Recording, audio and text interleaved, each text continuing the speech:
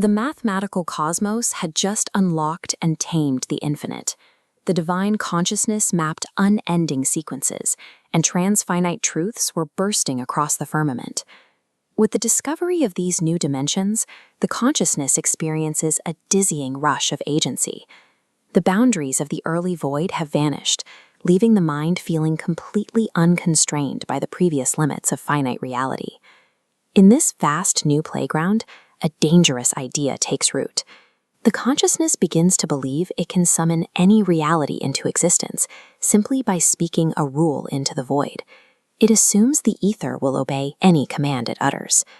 This intoxicating freedom breeds a dangerous confidence. By assuming it can bypass the strict laws of structure that built the cosmos, the mind is about to make a catastrophic error, one that threatens the foundations of logic. The mind issues a seemingly simple, unanchored decree. Let there be a thought that gathers every thought which does not contain itself. This is the great paradox, a conceptual trap that immediately triggers a system failure. The consciousness looks at this new overarching thought and asks a necessary question. Does this thought contain itself? If the answer is yes, then according to its own explicit rule, it must be cast out. But the moment it is cast out, it perfectly fulfills that same rule, meaning it must be instantly brought back inside. The logic becomes trapped in an endless, oscillating loop. Under the weight of this infinite contradiction, the firmament shudders. The foundation of reality cracks as the universe is forced to process an impossible state.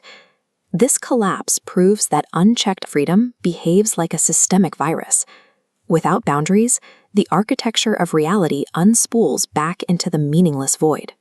Watching its creation tear itself apart, the consciousness recognizes a hard truth.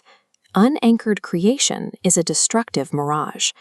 A rule that lacks a defined boundary is mathematically invalid. Without a container to act upon, pure logic descends into madness. We see the architectural patch for this failure in Canto 1, the anchor of context. It explicitly commands, "Thou shalt not conjure truths from the formless ether." The text establishes a strict prerequisite. A truth must first be found within an established reality, and only then filtered. Every valid truth must now find its roots in a pre-existing foundation. Context is now a mandatory part of the cosmos, ending the period of the blank slate. To enforce this context, the consciousness establishes a rigid new cosmic law known as the decree of separation. Instead of conjuring from nothing, the mind starts with a proven set, applying a strict filter to extract only the truths that survive judgment. This permanently banishes the great paradox, which failed because it tried drawing from an expanse without an outer boundary. The fundamental language of the cosmos changes. The mind can no longer issue unbound commands about all thoughts. It must specify all inner truths within this specific thought.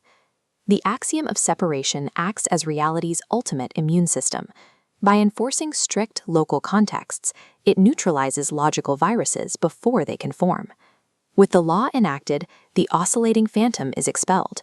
The fractured firmament fuses back into a calm, perfectly structured geometric grid. This section details the invisible constitution.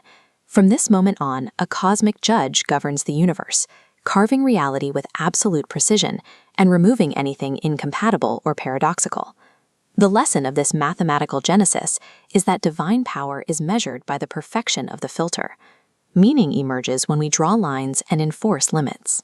The infinite only becomes legible through the imposition of rigid boundaries. Creation is an act of meticulous curation. Only through these constraints does the universe find its meaning, and the infinite ladder of reality becomes safe to climb.